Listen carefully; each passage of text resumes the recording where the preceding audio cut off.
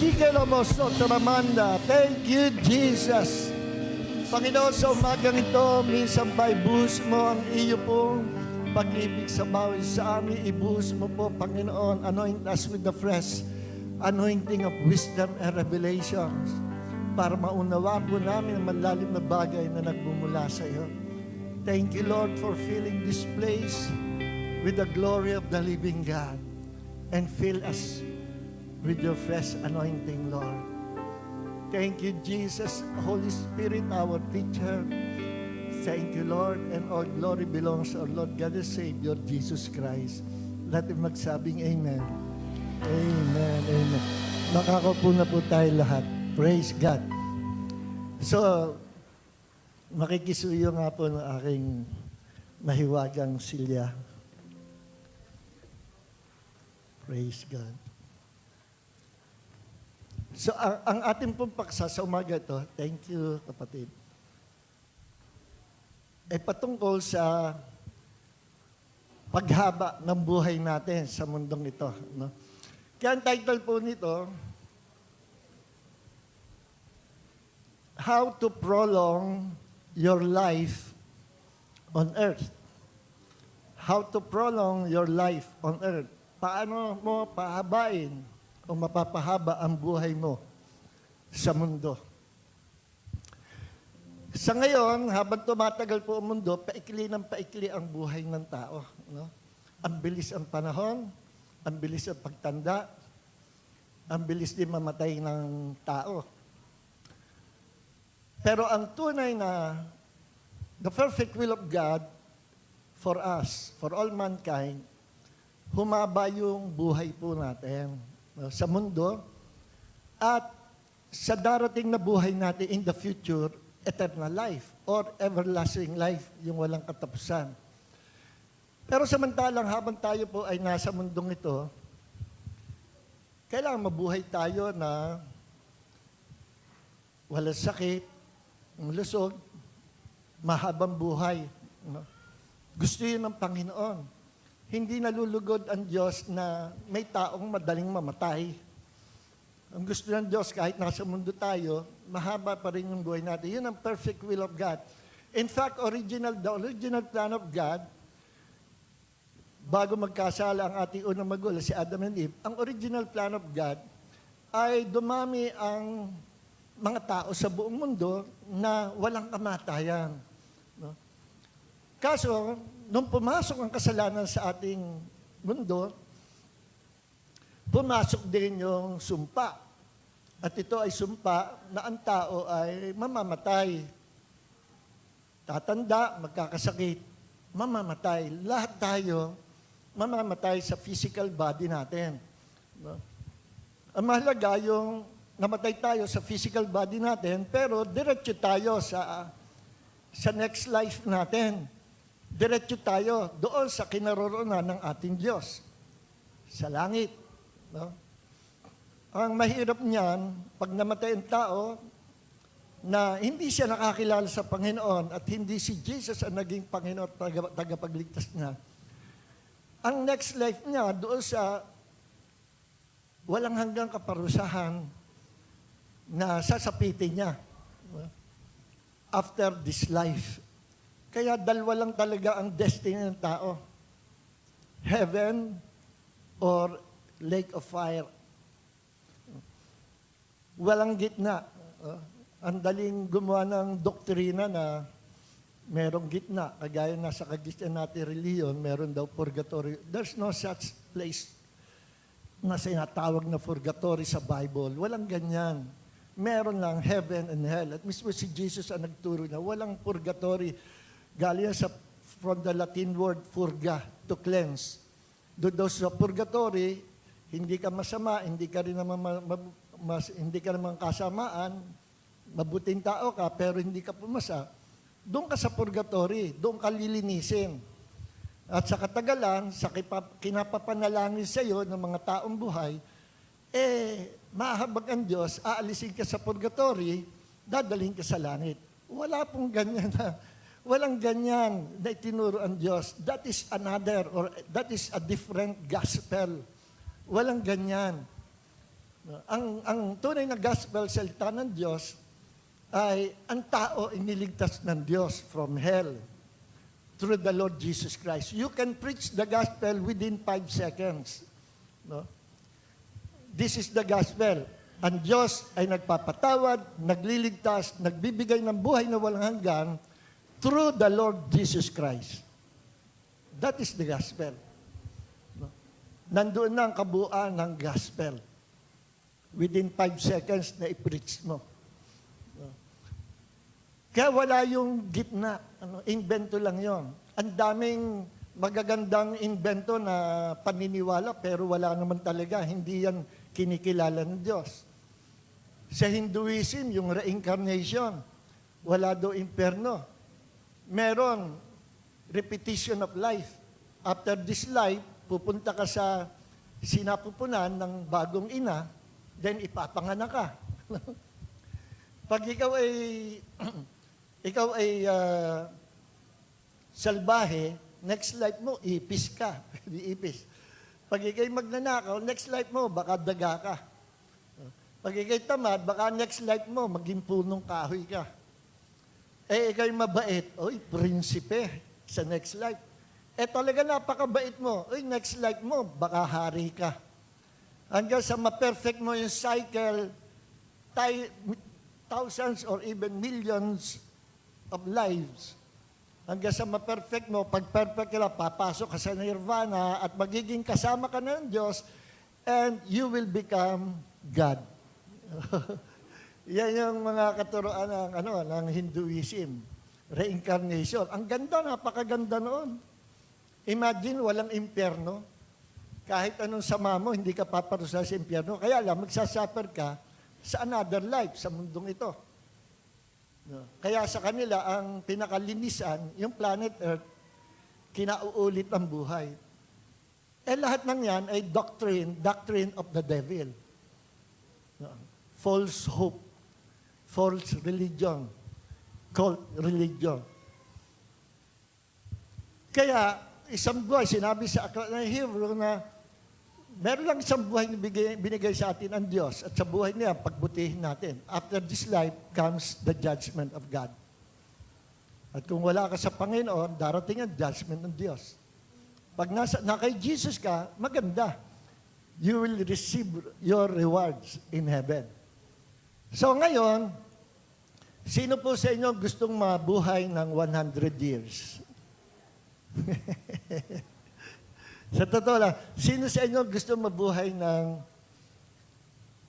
sa edad nyo ngayon, mabuhay pa ng another 40 years? Sino? Sino yung, ang dami dito ayaw nang mabuhay?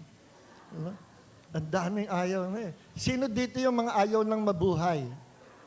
Wala naman magtaas ang kamay. Sino dito gusto after 3 years, mamamatay na siya? Sino yun? So be it. Wala. Sino naniniwala, after this life, pupunta kayo sa Diyos, merong next life? Sino naniniwala? Yung lahat lang na nagtaas ang kamay, ang magkakaroon ng next life. Sino yun? Ayun. Totoo yun, merong next life. Kung hindi natin pababayaan ang buhay natin sa mundong ito.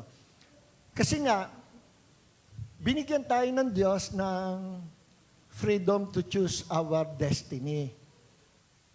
Lagi ko sabi sa mga Calvinist na hindi nila maintindihan. Laging ginigit nila, God is sovereign, God is sovereign, God is in control. Ang Diyos ang may author ng buhay. Totoo naman, God is the author of life.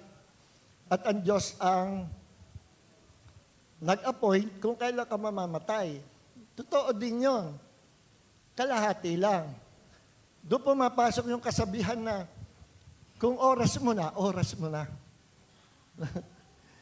Pag oras mo na mamamatay ka na. Kalahati lang doon ang totoo. Yung salitang pag oras mo na, totoo yun sa mga matuwid. Doon sa mga na kay Kristo. Those people who are in Christ, hawak ng Diyos yung buhay nila. Yung lifespan. Yung buhay, pati yung future, hawak ng Diyos. Kung ikaw ay lumalakad sa kabanal at katuwiran ng Diyos, very good ka sa Panginoon. God will be in control sa buhay mo. Ilalayo ka sa masama, God will bless your life. Poprotektahan ka ng Panginoon. Pero kung ikaw ay pasaway, kahit na ikaw ay Kristiyano, sinasabi mo, pero madalas lumalabag ka sa sinasabi ng Diyos, you will reap the consequences of your disobedience. Aanihin mo yung balik ng masama o pagsuway mo sa Diyos. Aanihin mo. Hindi maaring hindi. Kasi meron kang nababiolate. At yan yung pag-uusapan natin, yung violation sa batas. Bakit umiikli ang buhay ng tao sa mundo? At bakit ang tao ay nagkaroon ng kamatayan? Alam niyo ba sinasabi ng mga scientists, sa mga cells, sa mga system ng katawan ng tao natin, kahanga-hanga yung design. May design ng katawan natin na nagre-reproduce. No? Nagre-reproduce ang cells natin sa katawan. There are millions of cells sa katawan natin na nagre-reproduce yan. Pag namamatay, mayroong reproduction siya, nagre-reproduce mag-isa. At bawat isang cell sa katawan natin, pag iyong microscope, pinag-aralan ang bawat parts, para kang nakatingin sa isang pabrika na umaandar mag-isa na may mga tauhan sa loob. May kanya-kanyang trabaho. Ganyan yung isang pirasong cell sa katawan natin na parang isang malaking factory na activated, gumagawa, kumikilos, nagtatrabaho mag-isa. Kaso, bawat cells, temporary lang, namamatay. Then, marireplace ng another cell. Mamamatay ulit, magre-replace. Pag lumalaki yung cell, nahahati. Then lumalaki, nahahati. Yung iba namamatay. Pagka naman napasok ng cancer ang katawan mo, cancerous cells, yung mga cancerous cells, parang sundalo yan, nilulusob yung katawan. Then meron tayong mga good cells sa katawan na binigay ng Diyos, nabubugbugin, lalabanan yung mga hukbo ng mga cancerous cells para isa-isa silang patayin. Pag hindi naagapan at nanalo yung mga cancerous cells, mamamatay yung tao. Kakainin i-invade ng cancerous cells yung katawan hanggang sa mamatay. Pero merong mga good cells sa ating katawan na nagre-reproduce to destroy those cancerous cells sa katawan natin. Lahat tayo nagkakaroon ng cancerous cells. Hindi lang nagmamanifest kasi nga pinapatay ng mga good cells. Imagine yung design na yan. No? Meron design ng katawan ng tao. Sabi ng mga atheists, wala daw Diyos. Kaya pala sinabi sa Bible, the fool says in their heart, there is no God. Mangmang ka, tanga ka. Sorry sa word yun. Tanga ka, mangmang ka, pag sinabi mong walang Diyos. Bakit? Meron ang Diyos eh. Kahit wag na natin pag-usapan ng Biblia, isa-isang tabi natin yung Bible, patutunayan ng creation ng Diyos that there is one God who created all things. Punta ka sa galaxy, sa universe, makikita mo may design. Merong control. May perfect design na perfect distances sa mga planets. Sabi sa Hebrews, Jesus is upholding all things through the power of His word. Si Jesus ang humahawak sa buong universe. Kaya hindi nagbabanggaan, hindi sumasabog ang mga planeta. Ang araw hindi sumasabog. Made of gases, kontrolado ng Diyos. There is a design, perfect design sa universe. Tapos may design pa sa katawan natin. Perfect din. Sa mata na lang, pag-aralan mo na lang yung mata, yung mga parts, different parts of our eyes, isa lang ang alisin mo, hindi ka na makakakita. Merong connection, parang puzzle na nagko-connect sa bawat parts ng mata natin para tayo makakita. No? Ganon din, mata pa lang yun. Pag-aralan ang puso, pag-aralan ang physical body. No, ako'y bago lang babasa ng Bible, lahat ng attack na ginawa ni Satanas para pagdudahan ko at i-stop ko, itigil ko pagbasa ng Bible, ginawa ni Satanas. Habang ako ay musmus pa sa pananampalataya, banat ng banat sa isip ko. Lahat ng doubt pumapasok sa isip ko. Sabi ko, hindi pa ako nagbabasa ng Bible, wala akong duda that there is God. Ngayon nagbabasa ako ng Bible, saka nagdadatingan yung question ko na, talaga ba may Diyos? Ayoko. Sabi ko, ang puso ko naniniwala that there is God. Ang isip ko, nagkakaroon ng doubt. Totoo kaya? Totoo kaya ang Bible? At ako humingi ng tulong sa Panginoon. Lagi papanalangin, Lord, alisin mo mga pag-alilangan na ito. Ayoko mag-alinlangan. Ang puso ko nananampalataya sa iyo. Sabi nga ni Kenneth E. Hagin, nung buhay pa siya, hindi kasalanan na pumapasok na iisip mo, mga doubt sa isip mo, huwag mo lang tatanggapin. Huwag mo lang tatanggapin at hindi yan mananalo. Sadyang ganon, aatakihin minsan ng mga demonyo, yung isip natin, pupunin ng doubt, huwag mong tatanggapin. Hindi ka nagkakasala. Huwag mo lang tatanggapin. Huwag kang mag-amen. Oo nga, amen. Reject it. Rebuke it. At nire-rebuke ko yung mga doubt. In Jesus' name, I rebuke you. Then isang gabi na nagiinip ako, nandun ako sa boarding house ko, na ako'y first year college sa UST. Nag-iisa ako sa kwarto. Merong ulo na, putol na ulo sa sahig na tawa ng tawa. Then ni-rebuke ko sa panaginip, in Jesus' name, I rebuke you, I cast you out. Sabi ko, bit walang epekto. Hindi tumatalab. Ni-rebuke ko na ni-rebuke. In Jesus' name, I rebuke you. Hindi ko hinintuan. Sabi ko, hindi ako papatalo sa iyo. Tawa ng tawa, parang si Joker, yung kalaban ni Batman. Then, bandang uli, napansin ko, may epekto pala. Yung kinara-review ko, nakita ko parang kandila na naaagnas, natutunaw yung putol na ulo, hanggang sa natunaw na tawa, hanggang sa totally nag-disappear, nalusaw. At nabasa ko sa Bible later on, sabi doon, at tutunawin ng Diyos na tulad sa wax ang kanyang mga kalaban.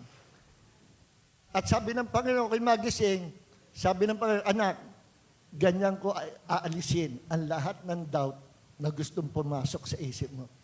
Dahil bandang huli, dire-diretso lang ako sa panalangin, pag-aalam Biblia. At ngayon, kahit 1%, wala akong doubt sa ating Diyos. Alam ko na nandiyan siya, there is God. Alam niyo yung time na yun, sabi ko, hindi ko muna gagamitin ang Bible, ipuprove ko that there is God.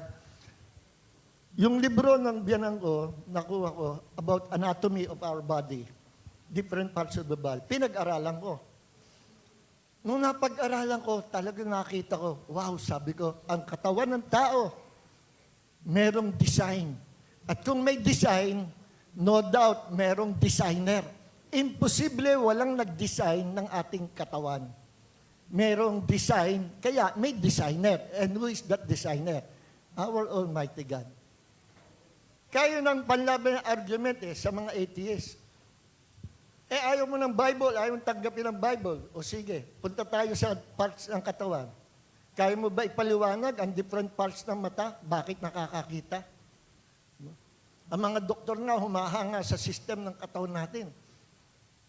Kaya sabi ng mga scientists, kahanga-hangang katawan ng tao na dapat nag-regenerate ito mag-isa. Halimbawa, pag naputol ng daliri, dapat dahil sa ganda ng design ng katawan natin, tutubo daw yung daliri. Pag naputol ang paa, tutubo yung paa. Nakakita na kayo ng butike. Noong kami maliit pang bata, puputulin namin yung buntot.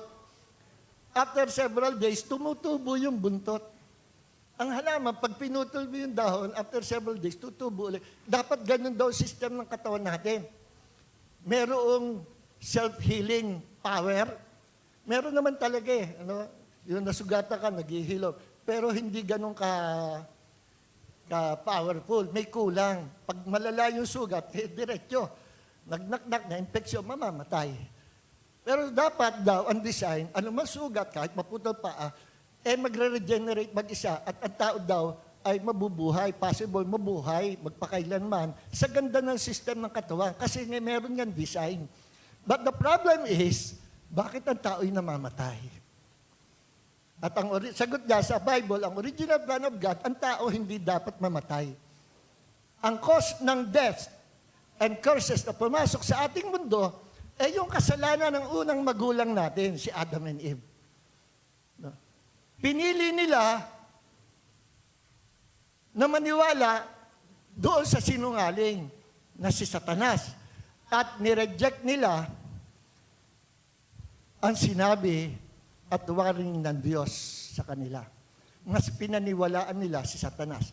Hindi sila pinigilan ng Diyos kasi when God created man, man is a free moral agent with freedom to choose his destiny. Ano man piliin natin, i-allow yan ng Diyos. Yung kasabihan na God allows what you will allow.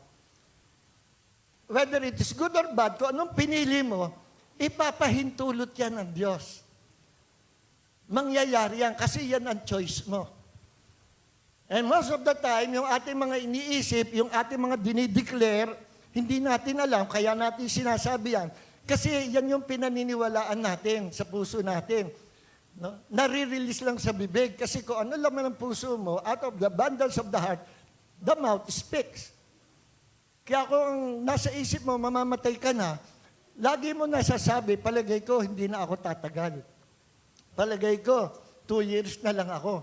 Palagay ko, maikli ng buhay. Palagay ko, mamamatay ako 73 years old. No? Kasi yun yung paniniwala mo. At nasasabi mo yon galing sa puso. At hindi mo alam, kaya galing yun sa bibig mo, galing sa puso, yun ang nagiging choice mo. Yun yung pinaniniwalaan mo. Kagaya nangyari kay Job, chapter 3, verse 25-26, sabi ni Job, araw at gabi, lagi niya naiisip, hindi siya mapakali. Siguro hindi siya makatulog. Every day, may iniisip siya na kinatatakutan niya. Ano yung kinatatakutan niya? At sabi niya, kung ano yung kinatatakutan ko, siyang nangyari sa akin. Kasi kung ano yung kinatatakutan niya, lagi, kinukultivate niya sa heart niya, hanggang sa lumaki, hanggang sa mag-manifest mismo sa kanyang buhay. Anong kinatatakutan niya? Ay di yung sinapit ng buhay, namatay mga anak niya, yung mga hayupan niya, nasunog, siya nagkasakit, nagkabukol-bukol. Yun yung kinatatakutan niya. Nangyari sa kanya.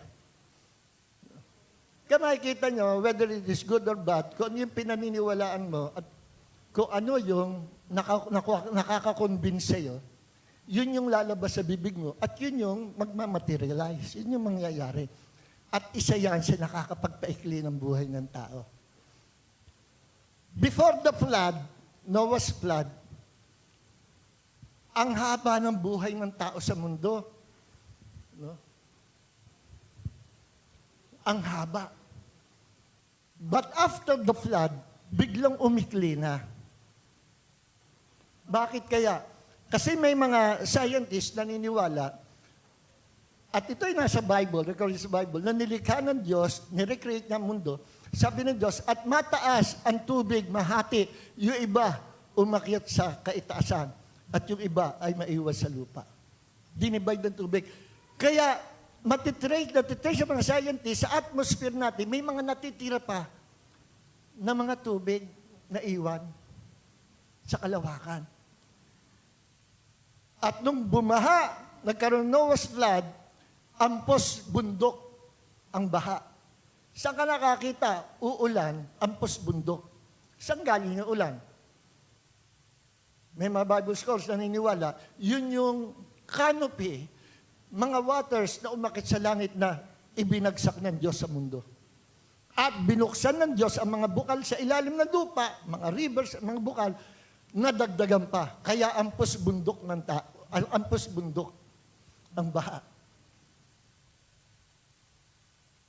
At nilinis ng Diyos ang mundo. Nilipol ng Diyos. Si Noah lang at ang kanyang pamilya ang natira. After that flood, Noah's flood, nagpasimula ng umikli ang buhay ng tao. Bakit kaya? May mga naniniwala na mayroong epekto yung canopy of waters sa kalawakan na nagbibigay ng tamang klema, panahon, at epekto sa buhay ng tao. Pangalawa, may paniniwala rin na nakakapagpaikli ng buhay yung mga bagong mga na-inventong pagkain ng tao at mga ine-experiment ng mga pagkain, nakakapag-paikli ng buhay. Sabi ng mga Bible scholars, yung iba, siya sabi na before the flood, ang mga tao ay vegetarian. Then after the flood, yun na, dumating na yung nagiging carnivorous. So may epekto. Totoo naman yun. Pero kailangan din natin ng protein. Pero meron mga vegetarian, may sariling protein sila. Pero pag napasobra ka sa mga meat, sa karne, delikado ka. Lalo na yung mga red meat. So may mga epekto rin, kaya nakapagpaikli ang buhay. Pero higit sa lahat, I believe yung atmosphere may epekto sa tao. Kagaya sa Amerika, na okay nasa New Jersey, nag-winter, o bago mag-winter, yung mga apple, iniiwan lang namin sa mesa, ang tagal mabulok. Napipreserve, kasi malamig eh. Malamig sa labas, malamig sa loob. Yung mga soft drink, pag iniwan mo sa labas ng pinto, nagiging yelo. So, sabi ko, ang ganda naman ng ano rito, mas gusto ko yung malamig kaysa mainit. Sabi sa akin ni Sister Sia, ay, Brother John, ang mga matatanda dito, mas gusto yung mainit kaysa malamig. Ay, gusto ko malamig kaysa mainit. Pag mainit, papawisan ka, aatakihin ka pa. So, may epekto yung surrounding, yung lamig. Hindi nabubulok yung apple kahit hindi mo ilagay sa rep. Yung mga pagkain na pepper. So, I believe meron din ganong epekto yung atmosphere nung unang panahon bago bumagsak yung mga atmospheric na water in heaven. Then after the flood, umikli ng buhay ng tao. Ito po yung mga lista. Bibigay ko sa inyo sa mabilis na paraan para hindi tayo kulangan ng panahon. Sa Bible, before the flood, ang pinakamahabang buhay na buhay, si Methuselah. Si Methuselah ay lolo ni Noah. Okay? At nabuhay si Methuselah na 969 years old. Ang haba.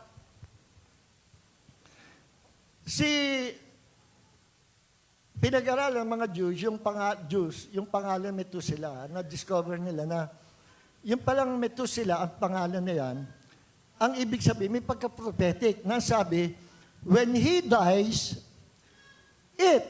ano yung the flood and judgment of God shall be sent. Pag siya'y namatay, darating yung judgment o yung flood sa mundo na ipapadala ng Diyos pag siya'y namatay. Kaya, nagkaroon ng flood, magkasunod, halos magkasabay. Nung namatay si Methuselah, immediately dumating na yung flood. Yung pala yung meaning ng Methuselah. So nabuhay siya 969 years. Tapos sumunod sa kanya na mahabang buhay si Jared, this is pre-flood, no? Bago magkaroon ng baha, bago makalas yung atmosphere of water in heaven, no? Ito ang buhay ng tao nung araw. Methuselah, 969 years old. Jared, 962 years. Noah, 950 years. Nabuhay siya. Adam, nabuhay si Adam ng 930 years. Si Seth, 912 years. Mapansin nyo, patagal ng patagal, yung mga mga ina po, paikli ang buhay. Napansin nyo? In order ito eh. Kenan, 910 years. Enos, 905 years. Mahalalel, 895 years. Lamek, 777.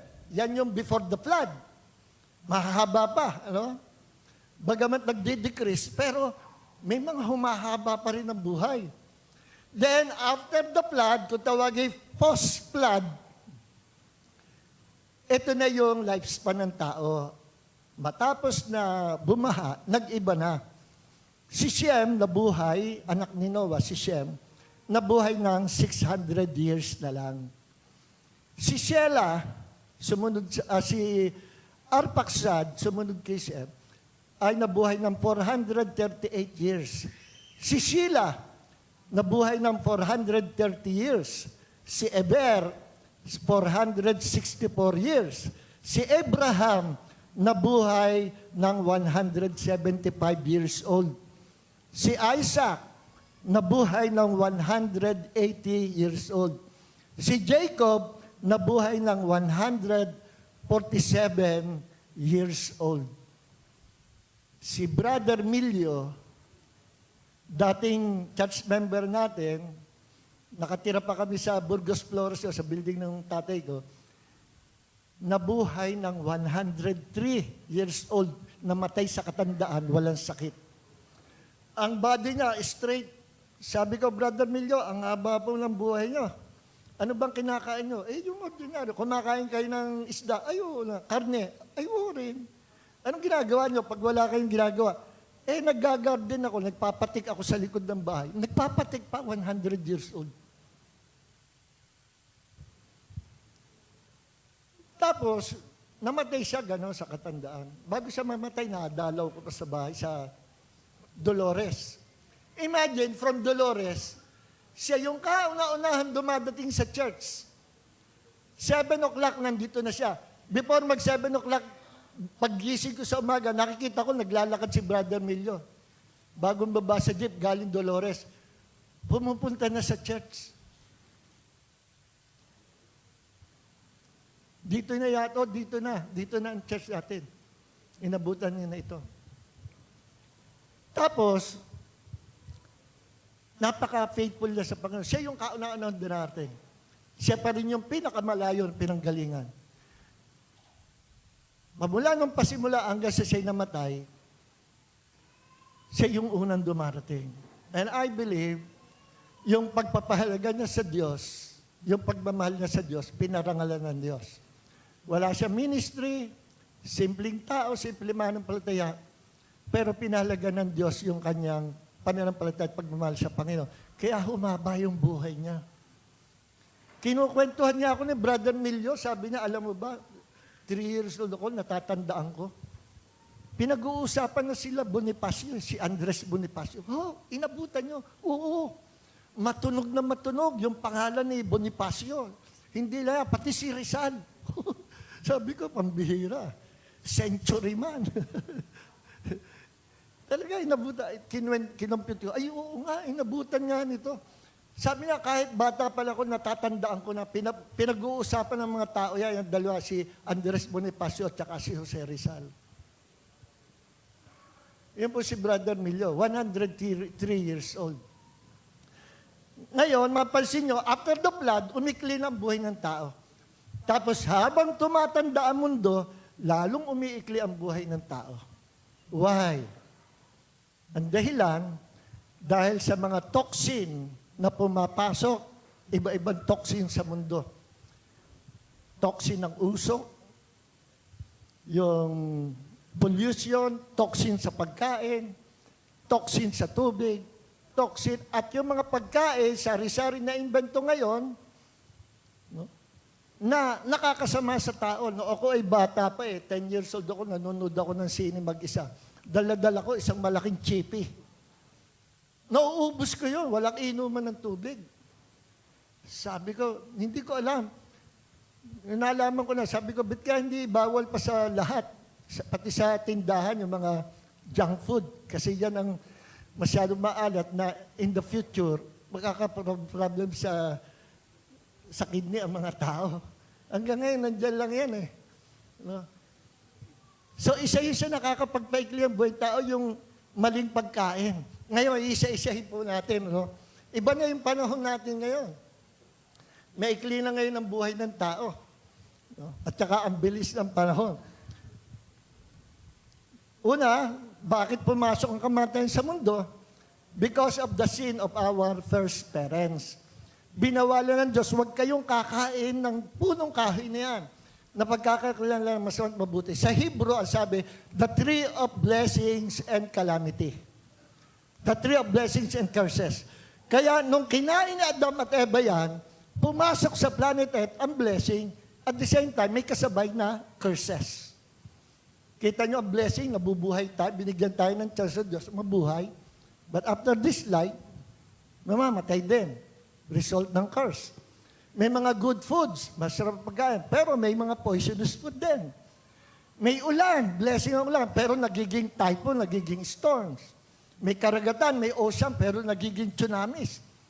May pasingawan na chimney ang planet Earth para wag mag-crack, mga volcanoes. Pero pag tinumpak ang vulkan, pwede magbuga ng lava at pumatay sa thousands na families. So merong good, meron ding disaster or evil na nagaganap sa mundo. May mga pagkain na maganda, isda, mabuti, kainin, pero may poisonous din na pagkain. Magkahalo, mabubuhay ang tao, then after this life, mamamatay. Yun ang katanungan ko nung ako'y bata pa eh. Bakit kaya nilikha ng Diyos ang tao para lang mamatay? Yung kaya original plan ng Diyos. Pero na-discover ko sa Bible, original plan ng Diyos, ang tao hindi mamamatay. At maging mga scientists, nagtatakabit ang tao na mamatay. Millions, billions of dollars ginagastos sa ng science para ma-preserve ang buhay ng tao, pero walang answer. Talaga may katapusan. Lahat ng bagay sa mundo, temporary lang. Isa lang ang kasagutan. Eternal life through the Lord Jesus Christ. Kasi, nandito pa rin sa ating katawan, ang fallen nature, effect ng fallen nature ni Adam, na nakontaminate ang lahat ng generation. Ano yun? Ang tao ay magkakasakit, tatanda, namamatay. Pero praise God, tayo mga iniligtas sa Panginoon, sa next life natin, wala nang magkakasakit, wala nang tatanda, wala nang mamamatay. Iibahin ng Diyos, bibigyan tayo ng Diyos ng bagong katawan. Ngayon, habang hinihintay natin yun ang ating pagpursigihan. Huwag natin pabayaan paglilingkod sa Panginoon. Para after this life, merong another life with God, with the Lord Jesus Christ. Isasama tayo sa kaharian ng Panginoon. Uupo tayo sa throne ng Jesus. Mag-enjoy tayo. Wala nang magtatrabaho, wala nang magpapawis. Lahat masaya, lahat will worship God. Lahat mag-enjoy sa walang katapusang buhay. Magkakakilala pa rin tayo. Mag-uusap-usap tayo, punta tayo, pasyal tayo saan? Sa planet Mars. O tara na, lipad. Lahat ng bagay posible sa atin. Uy, para na-imagine ko, sarap kumain ng ngayon, avocado. Ting! Bigla may avocado na sa iyo. Pwede mong kainin, malasa, mag-enjoy. Everything will be perfect. Pati katawan, pati ugali natin, wala nang pasaway, wala nang rebelde, lahat perfect. Everything in heaven. Perfect. Amen. Yun yung targetin natin. Ngayon, habang nasa buhay tayo sa physical, temporary life na ito, gusto pa rin ng Diyos, mabuhay tayo matagal. Para Para gamitin niya for His divine purpose. Ang una-una na nasa isip at plano ng Diyos, hindi lang tayo mabuhay na may pamilya, masaya, o yumaman, hindi yun eh. Kundi gusto ng Diyos, pabuhay natin para magamit tayo for His divine purpose. At bigyan tayo ng divine assignment. Amen. Alam niyo ba, isa sa nagpapahaba ng buhay, ministry. Mamaya talakayin natin. Okay, ngayon. So, ang nagdala ng kamatay sa mundo, yung pagsuway ng unang magulang natin. The tree of knowledge of good and evil and the disobedience of our first parents, Adam and Eve. Now, eto, what shortens a person's life on earth? Ano yung nagpapaikli sa buhay ng tao? Nagpapaikli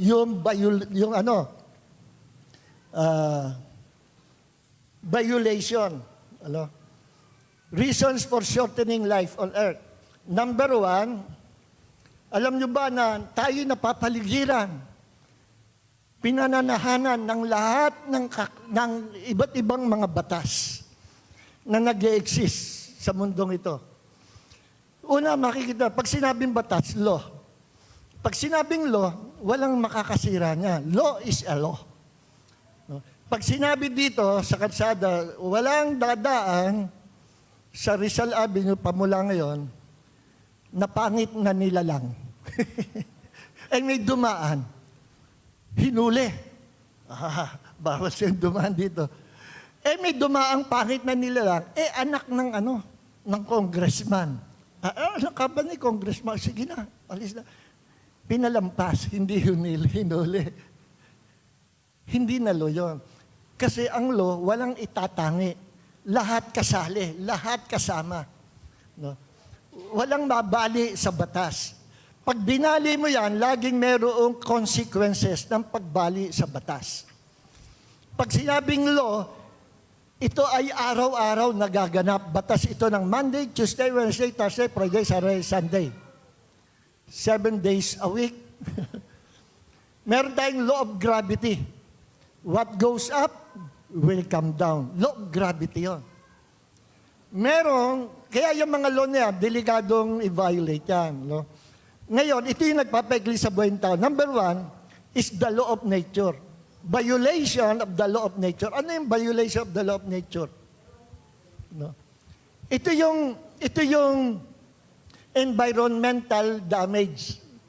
Yung pagkasira ng kalikasan. Halimbawa, example, ba't ihikli ang buhay ng tao? Sinira niya yung kalikasan. Binayolate niya yung law of nature. Pagpuputulin mo yung mga puno. No? At nung pinagpuputol, nawala yung mga puno, umulan, bumaha.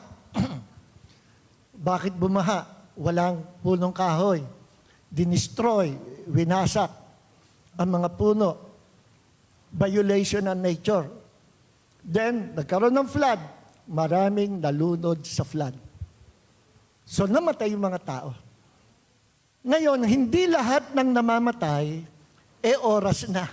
May mga tao na hindi pa talaga oras, namamatay. Walang magawa ang Diyos sa pigilan kamatayan kasi may na-violate na certain law. May na-violate. Kasi binigyan ng Diyos ang tao ng freedom to choose their destiny. Freedom to choose kung anong gusto natin piliin. No? Binigyan ng Diyos ang tao ng kalayaan na gumawa, na gusto niyang gawin. Whether it is good or bad, may kalayaan ka. Kagaya ginawa ni Adam and Eve, mas pinili nila ang masama. Pinabayaan ng Diyos. Meron tinatawag na perfect will of God. Yung ginawa ni Adam and Eve, hindi yung perfect will of God. May tinatawag na permissive will of God. Yung ginawa ni Adam and Eve, permissive will of God. Pinermit ng Diyos mangyari. Meron tinatawag din na causative will of God. Yung causative will of God, ang Diyos mismo ang gumawa. Halimbawa, pinarusahan niya isang bansa dahil gumawa ng masama isang bansa. Ginawa ng Diyos ng judgment ang isang bansa. Ang Diyos ang gumawa ng judgment. Ayaw ng Diyos husgahan, pero nangyari. Ang Diyos ang gumawa ng judgment. Kagaya example, I think sa book of Ezekiel, sabi ng Diyos, naghahanap ako. Man who will stand in the gap between God, between me and my people. Para wag bumuhos ang galit ko sa aking bayan. Naghahanap ako. Man who will stand in the gap, tao na mamamagitan, mananalangin. At sasabihin sa akin, wag Lord, wag mo husga na aming bayan. Pero sabi ng Diyos, wala akong nakita. Walang tao na tumayo sa pagitan ko at ng aking bayan. Therefore, ibinuhos ko ang galit ko sa aking bayan. Ayaw gawin ng Diyos na ibuhos ng galit na sa kanyang bayan. Kaso nagkakasala ang kanyang bayan. Hindi maaring hindi paparusahan ng Diyos. Pero ang requirement ng Diyos, merong isang tatayo na hihingi ng tawad. Kagaya ginawa ni Moses na magitan, Lord, wag! Lilipulin mo yung bayan. Wag, Lord! Isama mo na rin ako. Kung lilipulin mo. At kung lilipulin mo ang iyong bayan, ano sasabihin nila at na ibang bansa? Dinala mo ang iyong bayan sa wilderness just to kill them, just to destroy them in this wilderness. Burahin mo na ang pangalan ko sa aklat ng buhay. O ba, ang tapang ni Moses. Nung makita ng Diyos na magkita si Moses, hindi niya nilipol ang bayan niya. Naampat ang galit ng Diyos.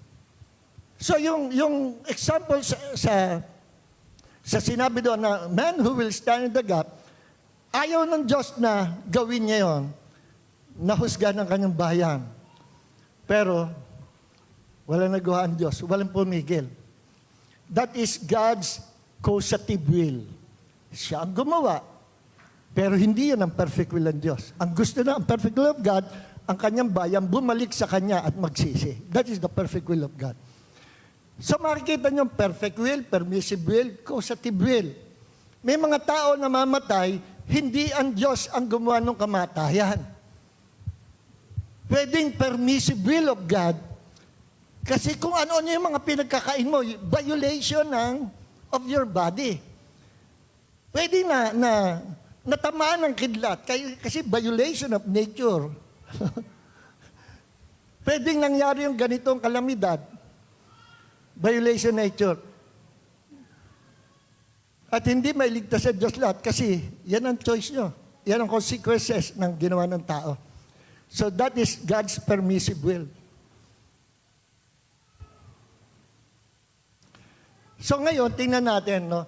Number 1, ito yung nagpapaigli sa buhay ng tao. Violation nabanggit ko lang pala, violation of the law of nature, yung environmental damage. Tandaan nyo, tayong tao, is the steward of God sa mundong ito. Tayo mga katiwala ng Diyos sa mundong ito. Sa kalikasan, pagandahin ang mundo. Yun yung original plan of God. Pangalawa, tayo mga stewards, katiwala ng Diyos para alagaan yung katawan natin. At dito tayo papasok sa ikalawa, violation of the law of the body, of our physical body. Ito yung self-neglect and mga bad foods.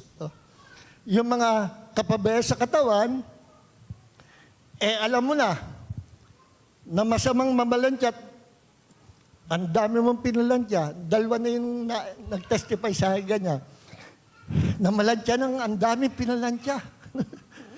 Pagkatapos naligo, violation ng physical body. Anong nangyari? Nawala ang isip. Nawala ang isip. Naging parang sino ako? Sino ka? Nawala ang isip.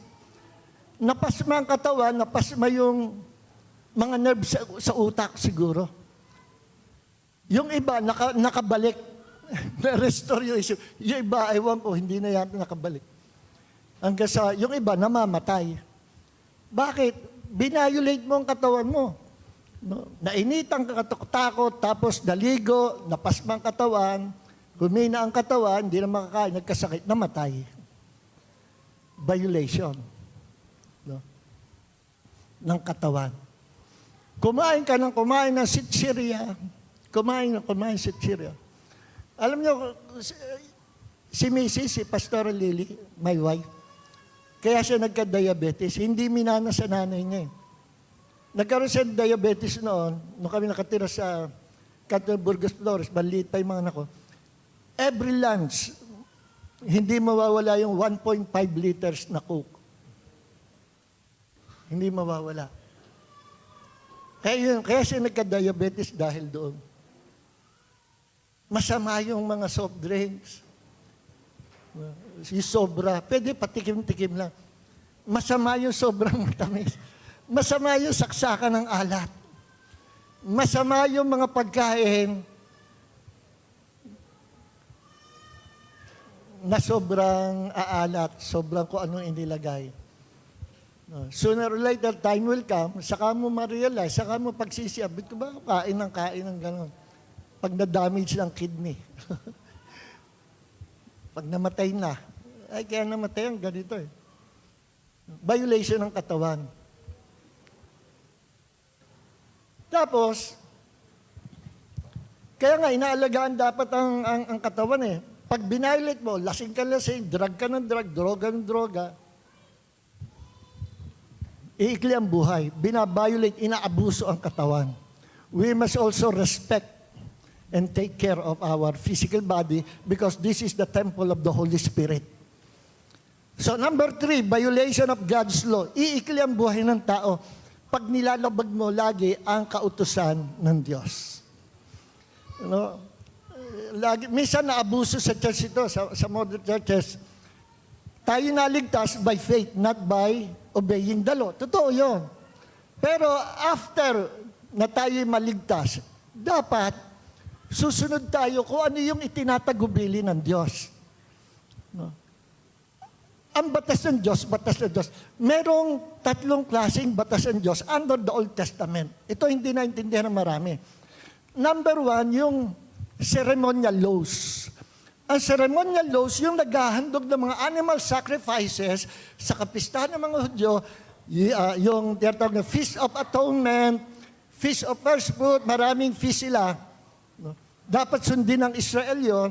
Dahil yon, yung mga feast na yon ay typology ng coming Savior or Messiah, the Lord Jesus Christ. Typology lahat yon.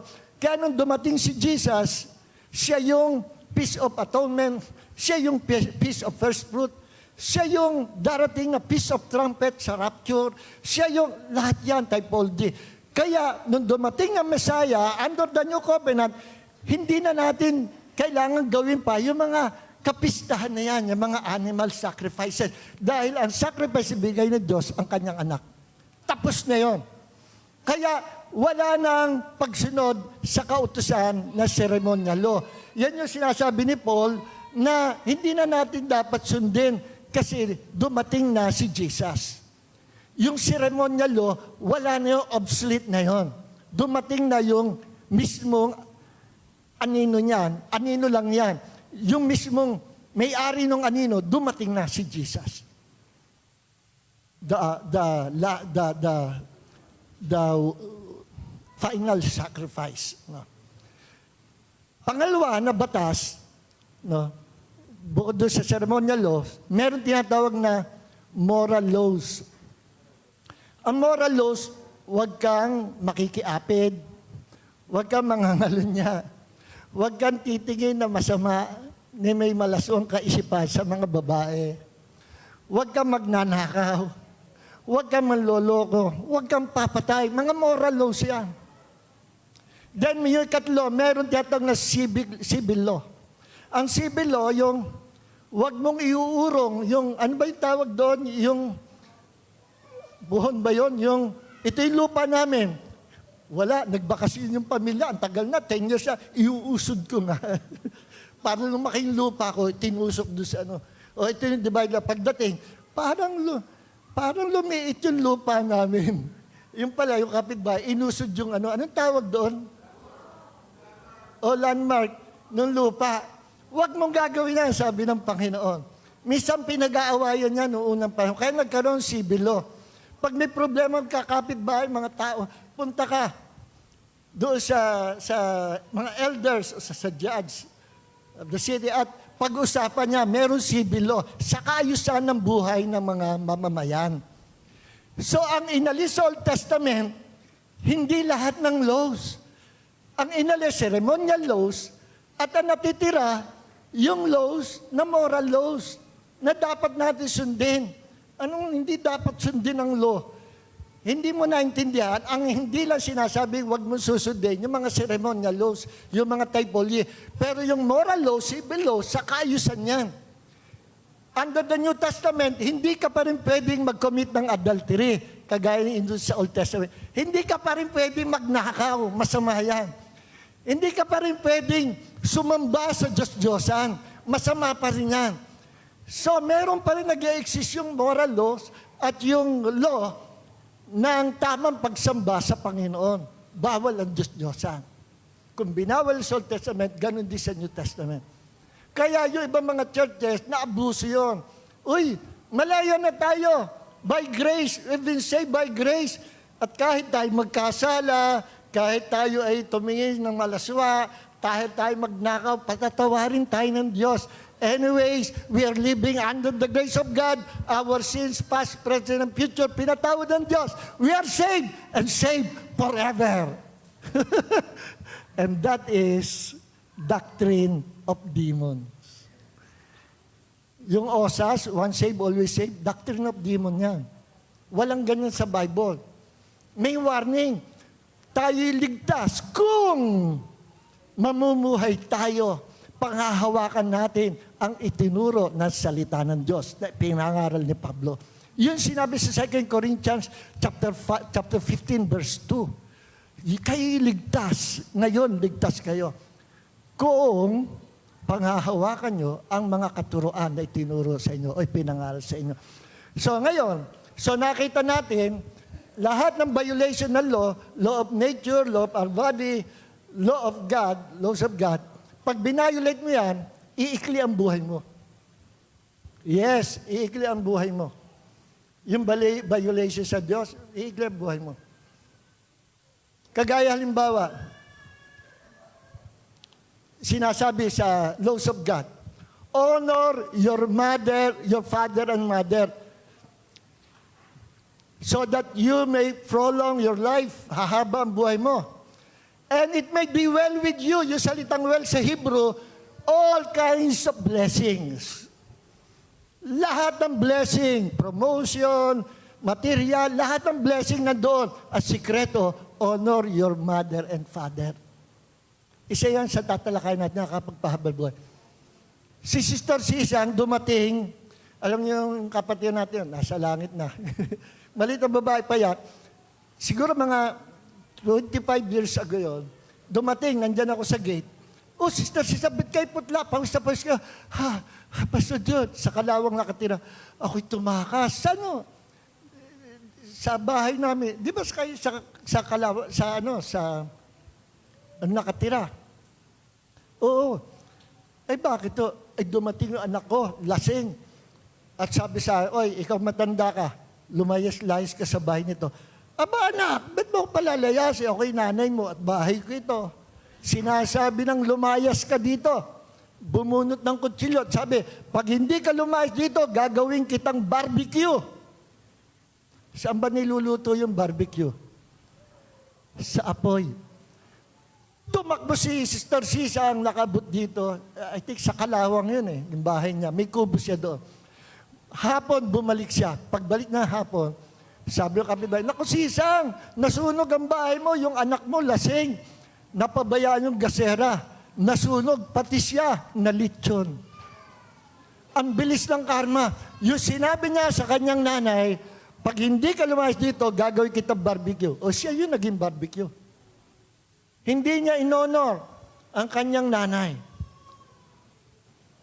Kalooban ba ng Diyos na mamatay yung tao ngayon? Hindi. Judgment yun sa kanya. Dahil binayolate niya ang law of God. Thou shalt honor your father and your mother. Kayo mga rebelde sa magulang, naku, mamalasin kayo sa buhay. No? Mamalasin sa buhay. Hindi maganda future. Meron akong uncle na mabait siya, pero pag nalasing, naku, salbahe siya sa pinakasalbahe. Nung matanda na siya, ganon, bumait siya. Huwag lang malalasing. Pag nalasing niya, sabi nga nung isang taga-ilog, taga-Santo Angel, ang balita ko, yung tiyo mo, nakainom yan sa baso ng sugapa sa alak. Ganun ba yun? O alam mo ba yung pag-inom na yun, tagay-tagay, iikot yung isang baso lang ang gagamitin? May nakatagayan daw yan na sugapa sa alak. Ganyan daw ang nangyayari, nagigisalbahe pag nalasing. Inisip ko, sabi ko, totoo ka? Ay, oo, totoo ka ako. Kasi yung symbolic meaning yan, 1 cup ang gagamitin. Covenant yan Sa covenant, ginagamit yan, 1 cup blood compact nung araw. Lalagyan ng dugo nila, halway, inumin. Sa 1 cup, hati kayo. Magiging blood brother kayo. Pero yan, hindi na ginagawa ngayon. Ang gumagawa lang niya, mga satanista. Hindi na inalaw ng Diyos yan. Pero still, it's a symbolic meaning nga, covenant. Nakipag-covenant siya doon sa sugapa, sa pag-ikot ng alak. Kaya, pag nalasing siya, talagang nag-uremintahan, nanghaharang ng mga sasakyan. Nung ako'y bata pa, hinabol yan ng mga tao. Nagtago doon sa tindahan namin. No? May sinapak yata o ano. Pero pag hindi lasing, mabait. Bumait na siya nung tumanda siya. Namatay siya, na hirap ang buhay niya. Matalino siya, very creative, artistic. Lahat ng talent yata sa kanya. Pero naghirap siya ng sobrang hirap hanggang sa mamatay siya. Nalaman na lang namin, namatay. Hindi na nakapagpagamot. At bago siya mamatay, nung nakakalakad pa siya, nakita ko siya umaten dito. Sabi ko, huwag ka muna alis. Ako, bibigyan kita ng sapatos. Binigyan ko ng boots. Sabi ko, huwag mong ibebenta yan. Ha? Pansuot mo sa paa mo yan. Magkapaa pala tayo. Oo, hindi. Binigyan ko ng sangkatabang pantalon. Nasa 20 yata yun. Ang dami kong pantalon na yun. Yung mga hindi na kasi sa akin, hindi naman isinuot, hindi na isinuot. Palagay ko, binenta sa kahirapan buhay. Hindi na nakahango sa buhay. Alam niyo kung bakit? Nung bata pa siya, kinukwento ng mother ko, yan, pag dumating yan, sasabi, Inay, anong ulam natin? Ganun magsalta. Ay diyan, tingnan mo, nandyan, sa kalder. Nakita, hindi gusto. Pag tinanggal yung takip ng bagong lutong bigas, lalagyan ng abo. Yung sinaing. Pagbukas ng lola ko, naku, habol ng palapa ng nyog at hahatawin. Yung ginawa ng yon, dinishonor niya yung kanyang nanay. Hanggang sa namatay siya, nag-suffer siya. Doon sa tinatawag na nabusong. Pwede siya maging maunlad, pero kahit anong talino, anong dunong, pag dumating yung karma, mamanahin mo. Pero nakakatuwa naman, dahil naka-attend nga sa church dito, nung bago matay siya, sabi asawa, naku, paulit-ulit yan, nung yan mamamatay na, hingi ng tawad, Jesus, patawarin mo ko, Jesus, patawarin mo ko, Jesus, patawarin. Umiiyak, humihingi ng tawad sa Panginoon. And I believe, ligtas siya. Because God is good. Kahit mamamatay ka na, pag tumawag ka sa Panginoon, hindi kay tataboy ng Panginoon. Tama po ba? Amen. So, ano yung pag nakakapagpahabal buhay ng tao? Number 1, ito, serve God with all your heart. He will take control of our lives, Pag pinaglingkuran mo ang Diyos ng buong puso mo, buong pagmamahal mo, hahawakan ng Diyos ang buhay mo.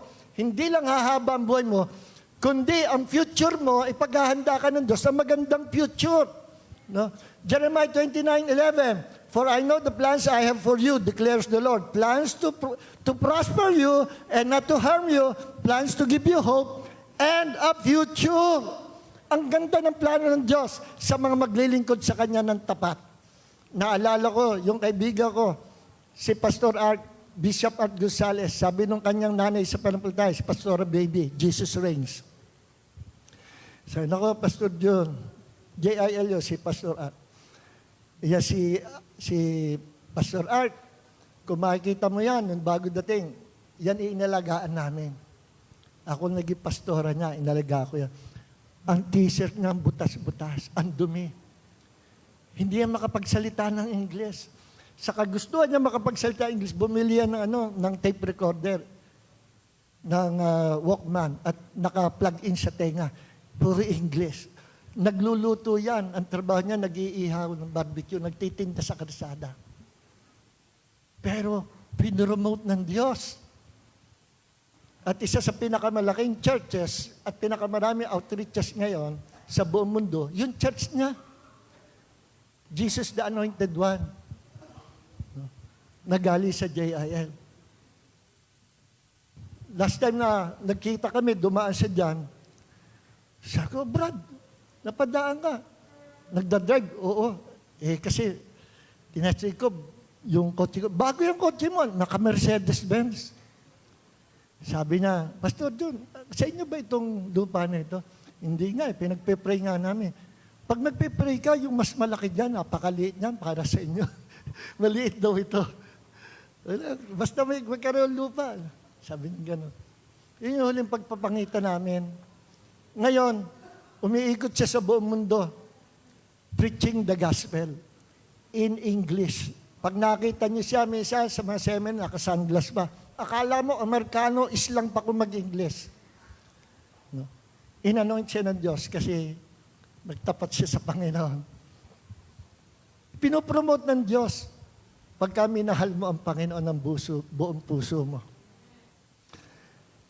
Deuteronomy 31 verse 8, and the Lord is the one who is going ahead of you. He will be with you. He will not desert you, hindi kanya iwan, or abandon you. Do not fear and do not be dismayed.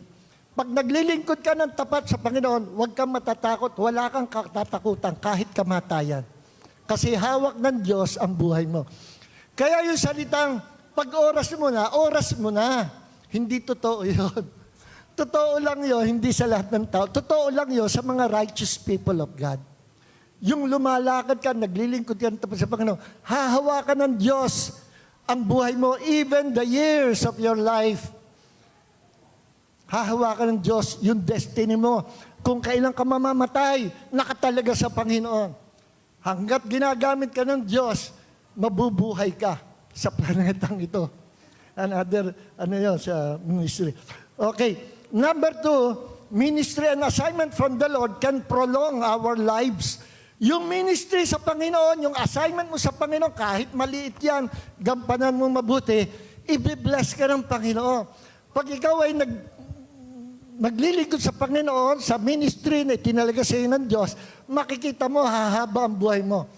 Pero pagkatapos na, ang term mo sa ministry niyan, kukunin ka na ng Diyos. Wala makakapigil sa buhay mo. Kukunin ka na ng Diyos. Nangyari yan kay Aaron.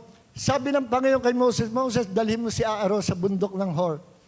At dalhin mo yung kanya anak na si Eleazar. Papalit sa kanya. Yung kanyang priestly garment, the symbol of his ministry, ibihis mo kay Eleazar. Hubarin mo sa kanya, kay Aaron. At umakyat doon, sila, si Moses, si Eleazar, si Aaron, sa harapan ng mga taong bayan, nakapaligid, at sabi, and after Moses stripped, Numbers 20 verse 28, and after Moses stripped Aaron of his garments and put them on his son Eleazar, Aaron died there on the mountain top, Mount Hor. Then Moses and Eleazar came down from the mountain. Kaya habang ginagamit ka ng Panginoon, hahaba ang buhay mo. Merong isang man of God, hindi ko na babagkitan ng pangalan niya, total, patay na siya. Umikli ang buhay niya. Supposedly, noong mga unang panahon ginamit sa Panginoon, isa siya hinangaangkong teacher. Ang husay, graduate siya ng Oral University, Bible College. Believe siya sa kanya si Benny Hinn. Lagi niyang ini-invite sa kanyang program ang man of God nito. Doktor, meron siyang doctorate degree, siya ay bishop, kilala siya sa Pentecostal world. Ang ganda magturo. Siya nag-introduce ng modern na teaching about kingdom. Then later on, nabalitaan ko na lang, nag-plane crash. Kasamang family, namatay. Ang unang tanong ko, bakit kaya? Biglang namatay itong taong ito ay kasalukuyan ginagamit ng Diyos. Ang mga members na nagtataka, ang bait-bait ni Bishop, bakit kinuha ka ng Panginoon? Lahat kami nabibless, bakit? Parang ang bilis ang pangyayari. At na-trace ko, one time nanonood ako sa YouTube, napakinggan ko yung huling teaching niya. At sabi niya, do you know what is the gospel? Sabi niya, the gospel is not Jesus Christ. Gospel is good news. The good news is not Jesus Christ. The good news is not His blood. The good news is not His death. The good news is not His resurrection. The good news, the gospel, is the kingdom. Naku, patay ka ako. Sabi ko, nung araw na yun, napadood ko, namusong ka sa Diyos. That is blasphemy 100%. At kahit inangaan kita, at sinundan kita, maghihiwalay tayo. Never na matatanggap ko ang sinabi mong yan. That is blasphemy against God, against Jesus Christ. Sabihin mo na hindi si Jesus ang gospel. Sabihin mo na hindi good news si Jesus. Sabihin mo na kanyang death and resurrection is not the gospel. Kinontra mo ang 1 Corinthians chapter 15, verse 1 hanggang 4 na sinabi ni Paul doon, this is the gospel that I preach to you. Jesus died and was resurrected. At nagpakita siya sa kanyang mga alagad, this is the gospel. At sinabi rin ni Paul, kung meron magtuturo sa inyo, magpipreach ng different gospel, gospel na iba sa pinangaral ko, sumpain siya. Sumpain siya. Kahit pa ako, kahit pa mga anghel bumaba sa langit at nangaral ng ibang ebanghelyo, kontra sa pinangaral namin sa inyo, sumpain yung taong yun, sabi ni Paul. Alam nyo, nangyari, doon ko naintindihan, kaya naman pala. After na nag-preach siya ng cultic doctrine, kulto na yun eh. Immediately, siguro bumila na ilang months, nag-plane ang crash niya. Nag-crash ang plane. Patay, buong pamilya na. Hindi ka gustuhan ng Diyos yun. Pero, nagkaroon ng judgment kasi nag-blaspheme siya against the Son of God. Sabihin mo, hindi good news si Jesus. Kung wala si Jesus, walang kingdom. Buti pa ganito na lang sinabi niya eh. The good news, the gospel is Jesus Christ. The gospel is His blood, His death and resurrection. This is the gospel. At may bonus pa. The good news is the kingdom of God is now yours. Okay yun. Pero yung alisin mo si Jesus at sabihin mo ang kingdom ng gospel, that is a cult teaching. Kaya kahit na ako, pag nag-preach dito at taliwas sa Bible, sasabihin ko sa inyo, huwag niyong tatanggapin. Huwag niyong tatanggapin. Dahil hindi lahat na nagdadala ng Biblia, tama ang pinapangaral. So, patapos na po tayo, bilis ako na lang. No? Ibigay ko na lang yung iba natira. So, number 3, walk by faith. Pag sinabi walk by faith, huwag kang mag-iisip, huwag kang magsasalita ng negative words. Those negative words, nagpapaikli ng buhay yan. Meron tayong talata dyan. Numbers 14, verse 28. Proverbs 18, verse 21. Death and life are in the power of the tongue. Those who love it shall eat the fruit thereof. Job chapter 3, verse 25 and 26. Okay. At ang turo ni Paul sa Philippians, sabi sa Philippians chapter 4, verse 8, ito ang dapat nating isipin, ito ang dapat nating salitain. Ang alin? Philippians 4:8. Finally, brothers and sisters, whatever is true, whatever is honorable, whatever is right, whatever is pure, whatever is lovely, whatever is commendable, walang negative na sinabi. If there is any excellence, and if anything worthy of praise, think about these things. Bawal sa ating mga Kristiyano ang mag-iisip, magsasalita, na hindi in line sa Word of God at in line sa Word of the Devil. Ano yung Word of the Devil? Doubt, fear, distraction, cursing, pagmumura. Bawal yan sa atin. Tayo mga anak ng Diyos. Okay, number 4, healthy habits. Ano yun? Proper diet and body care essential. Pinanggit ko sa inyo kanina na dapat tama ang mga kinakain natin. Ang nagdala ng mga poisonous foods at mga toxins sa mundo, yung tree of knowledge of good and evil at yung disobedience of our first parents. Pag mali ang iyong kinakain, iikli ang buhay mo. Walang magagawa ang Diyos. Pinabayaan mong katawan mo, steward tayo ng katawan natin. Okay? Kung anong pinili mong kainin, ipapaubaya ng Diyos sa atin. Because we are free moral agent. Number 5, physical exercise. The more you use your body, the more it will become strong.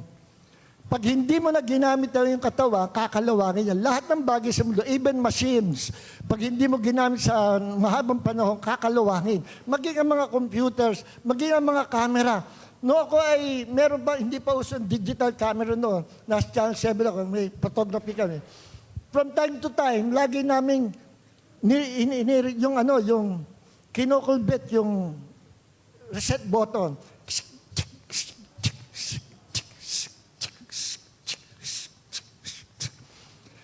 At aming ine-expose sa hanginan, baka pag sarado-sarado, may moisture, magkakahamog, mapupunggusin yung salamin. Iniingatan namin. From time to time, labi ni-exercise namin yun. Bakit? Kasi karanasan ng mga photographer, pag hindi mo ginamit, yung shutter. Darating ang panahon, masisira yung camera. Same with our physical body, pag hindi natin in-exercise, pagsisisihan natin in the future. No?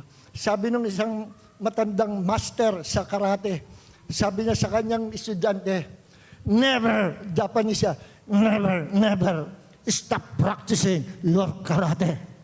The moment you stop practicing your karate, you'll die. Sabi gano'n. Totoo nga.